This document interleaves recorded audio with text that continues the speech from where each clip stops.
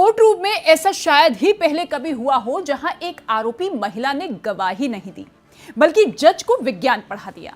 Social media पर viral हो रही एक वीडियो क्लिप में एक 60 साल की महिला जिन पर अपने पति की हत्या का आरोप है, मध्य प्रदेश हाईकोर्ट के एक जज को इलेक्ट्रिकल बर्न्स और थर्मल बर्न्स के बीच का फर्क समझाती नजर आ रही हैं।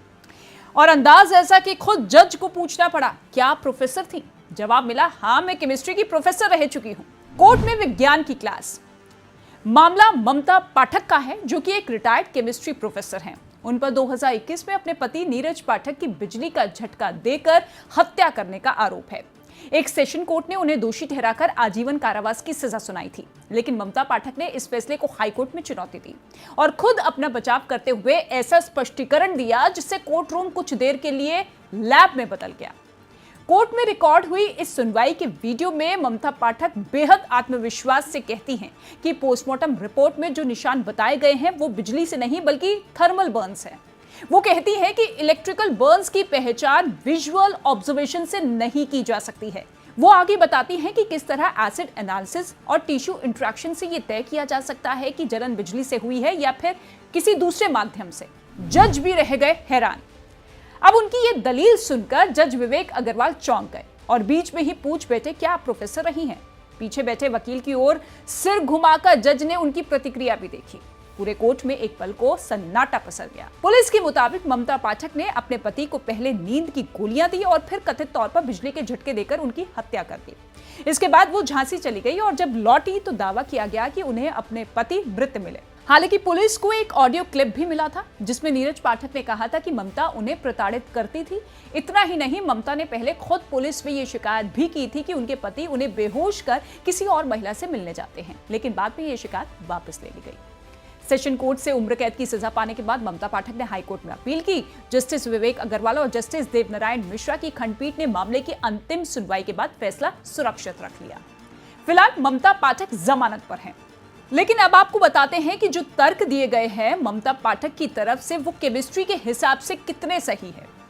देखिए, ममता पाठक की दलीलें रासायनिक दृष्टिकोण यानी कि केमिकल पर्सपेक्टिव से कुछ हद तक सही है, लेकिन पूरी तरह से सटीक नहीं है। इलेक्ट्रिकल बना थर्मल बर्न्स। इलेक्ट्रिकल बर्न्स, जब किसी इंसान के शरीर से बिजली गुजरती है तो वो अंदर तक गर्मी पैदा करती है। ये गर्मी सिर्फ ऊपर की त्वचा को नहीं बल्कि अंदर के अंगों और मांसपेशियों को भी नुकसान पहुंचा सकती है। अगर बिजली बहुत तेज हो तो शरीर के अंदर गंभीर चोट लग सकती है, जैसे कि मांसपेशियां जल सकती है, दिल और दिमाग जैसे अंग काम करना बंद कर सकते हैं और जरूरत पड़ने पर मौत भी हो सकती है। ऐसी चोटों में अक्सर शरीर पर जहां से बिजली अंदर गई और जहां से निकली उन दोनों जगहों पर जलने के निशान दिखाई देते हैं, लेकिन असली नुकसान शरीर के अंदर होता है जो बाहर से दिखना मुश्किल होता है। अब जानिए थर्मल बर्न्स। जब हमारी त्वचा किसी गर्म चीज के सीधे संपर्क में आती है, जैसे आग की लपटें, गर्म पानी, तेल या गर्म सतह, तब थर्मल बर्न्स होते हैं। इस तरह की जलन में ज्यादातर त्वचा की ऊपरी परत जलती है और उस पर जलने के साफ साफ निशान दिखते हैं, जैसे कि छाले, लालपन या छिल जाना। लेकिन ये जलन अक्सर सिर्फ बाहर की त्वचा तक ही सीमित रहती है। शरीर के अंदर के अंगों या मांसपेशियों को ज्यादा नुकसान नहीं होता। रासायनिक जांच की जरूरत। अब जलन किस वजह से हुई है, गर्मी से यानी कि थर्मल से या बिजली से यानी कि इलेक्ट्रिकल, ये सिर्फ देखकर तय करना हमेशा आसान नहीं होता। इसके लिए रासायनिक जांच की जरूरत पड़ती है। वैज्ञानिक कुछ खास तरीकों का इस्तेमाल करते हैं, जैसे कि FT रमन स्पेक्ट्रोस्कोपी, जिसमें खास लाइट और केमिकल्स की मदद से जली हुई त्वचा के अंदर के बदलावों को देखा जा सकता है। इससे यह पता लगाया जा सकता है कि जलन बिजली से हुई है या फिर किसी गर्म चीज से। और ममता पाठक ने ये जो दावा किया है कि पोस्टमार्टम रिपोर्ट में जो जलन के निशान बताए गए हैं वो थर्मल बर्न्स के हैं, ना कि इलेक्ट्रिकल बर्न्स के। हालांकि ये दावा कुछ हद तक सही हो सकता है, लेकिन इसे पूरी तरह से सही नहीं कहा जा सकता है। थर्मल और इलेक्ट्रिकल बर्न्स के बीच अंतर को केवल दृश्य निरीक्षण से पहचानना चुनौतीपूर्ण हो सकता है। दोनों प्रकार के जलन में त्वचा की सतह पर जलन के निशान होते हैं, लेकिन आंतरिक तौर पर होने वाली क्षति में अंतर हो सकता है।